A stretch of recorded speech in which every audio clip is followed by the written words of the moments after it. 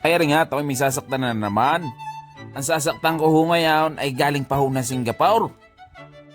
Ay sa madaling sabi ho, arehong si Sir ay gusto hong magpagawa sa akin ng design pero ako na raw ang bahala.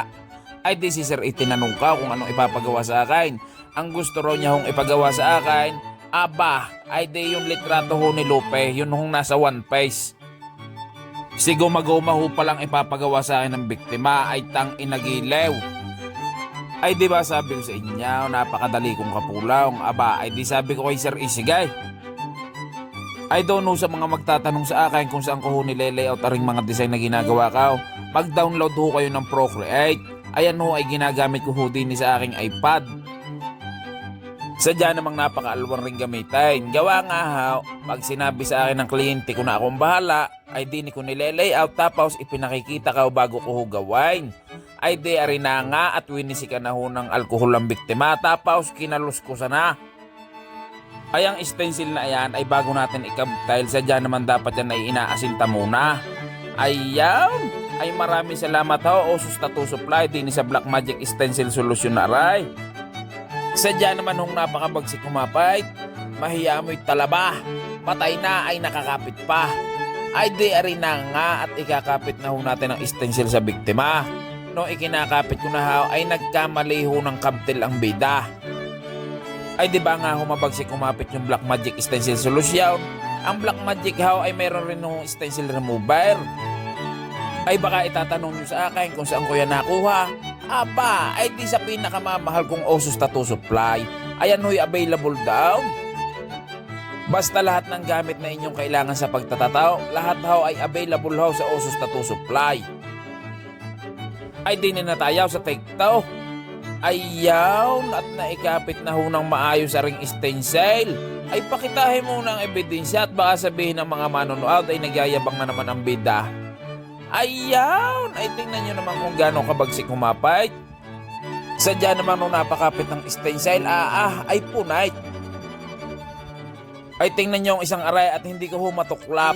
Ayaw! Ay di arina nga at isi-set up na ho ang lamesa tapos ipakita na yung mga karayaw na galing ho rin sa Osus Tattoo Supply.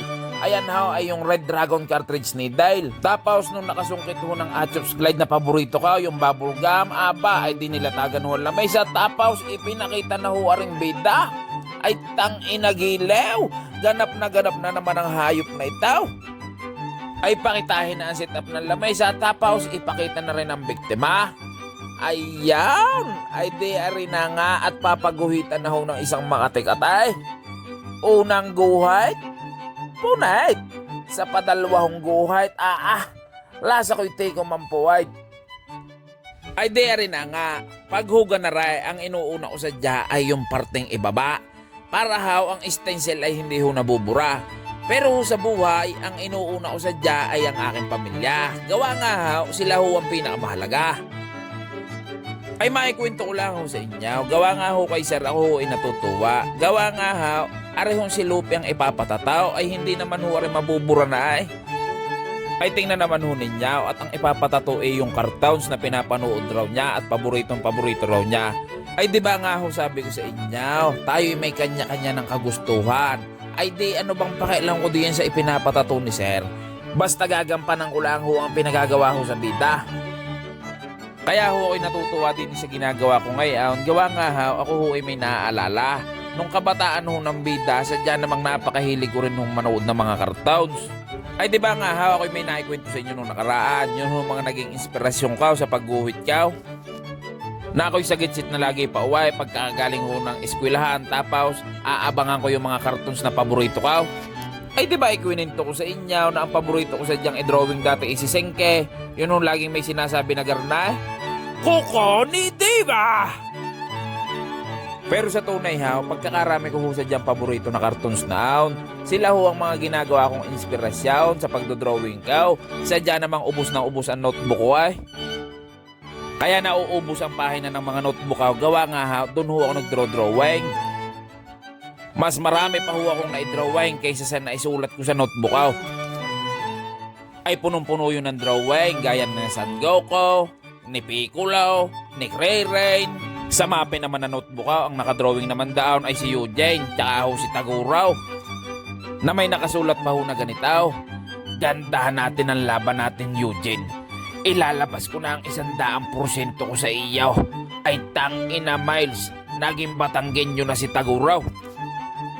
Sadya namang aping-api ho ang notebook ko sa mapa. Ay gawa nga ha, tagas drawing ni Master Jeremiah, ni Vincent, ni Alfred, tsaka ho ni Dennis. Ay tangina, Miles.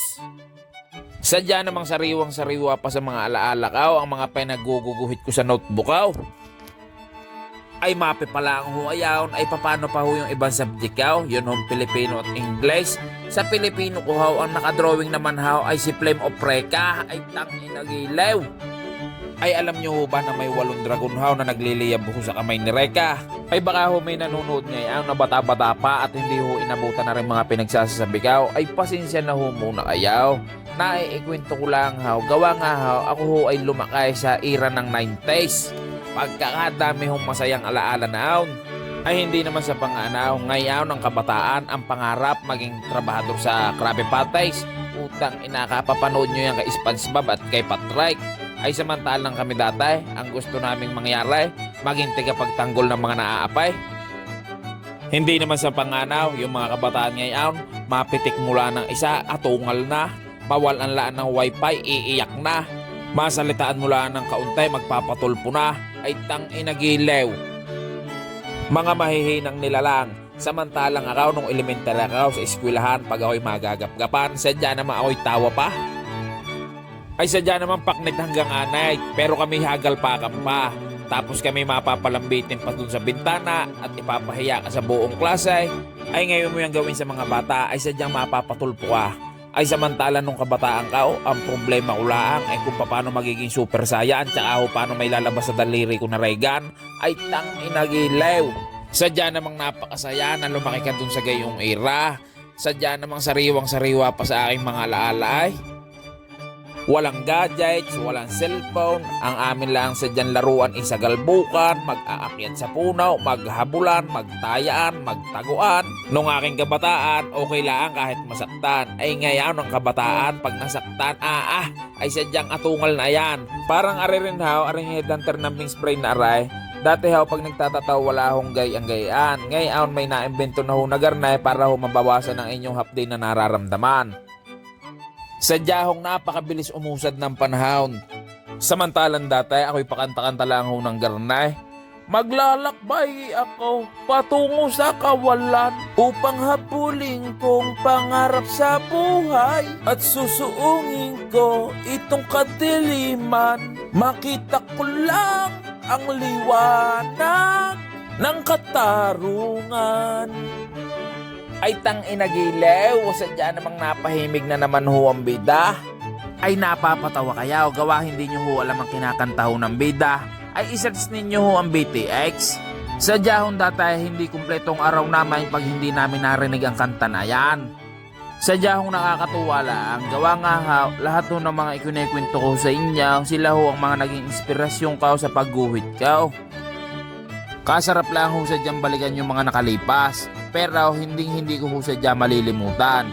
Pero sa tunay lang ha, tayo ho pala'y nagkakahaba na naman ng istorya. Hindi ko ho namamalayan, arihong itinatatukaw ay tapos na ho pala. Ay siya, pakitahin na agad ang resulta. Ayaw, ay tangina Miles, sadya namang sagak na sagak. Ay kayo na ho ang bahala sumintin siya kung ano sadya naging resulta. Gawa nga ha, arehong aming tatuan session ay tapos na ho pala. Thank you. Shoutout sa tropang TIC dyan sa Singapore. Hey, where's the other guy? Oh, Ay meron na naman hong naiulat na nabiktima ho sa ikaw na ang bahala. Ay maraming salamat ho sir sa inyong pagdayaw at pagtitiwala. Ay doon ho sa mga may katanungan, pwede nyo ho i-message din ay sa aking bagong Facebook page, arehong unang guhit punait ni Aljo Nanay. Pwede nyo rin ako i-message din ay sa aking Instagram. Ay baka naman ho kayo makakalambing sa inyo. Makikilike at makikishare naman ho ng mga video na pinaggagawa ko. Ay siya, pasyalan nyo na lang ho ako din sa aking tatuan din sa Lian, Batangas.